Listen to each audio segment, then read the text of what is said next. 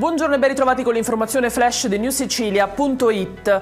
In apertura lo sciopero nazionale di oggi di 8 ore degli aerei in Italia, un lunedì pieno di disagi e voli cancellati anche in Sicilia. La sessione ha coinvolto in particolare il personale della società ENAV ACC Roma e le compagnie EasyJet e Ita Airways. Quest'ultima ha cancellato circa il 38% dei propri voli previsti.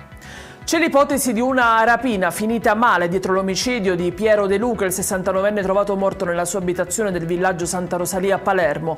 Un sedicenne si era presentato la notte dell'omicidio in questura ammettendo le proprie responsabilità. Aveva parlato di difesa per presunti avanzi sessuali dell'uomo. Ad oggi però la sua versione non convince gli inquirenti a seguito del ritrovamento dell'arma del delitto, un tubo di ferro. Lutto a Ribera per la scomparsa di Domenico Smeraglia, ristoratore 48enne morto in un violento incidente moto-auto. L'uomo ha perso la vita sul lungomare Gagarin di Secca Grande, era noto nella zona per la sua pizzeria. Il sindaco ha indetto il lutto cittadino per il giorno dei suoi funerali.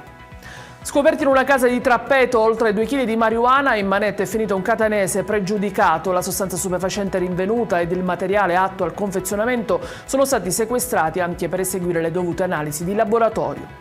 In chiusura lo stato di agitazione del settore pesca, la Federazione Armatori Siciliana lancia un nuovo allarme, il settore rischia il collasso. Intanto per domani è atteso un incontro istituzionale a Palermo a cui parteciperà anche la CISAL.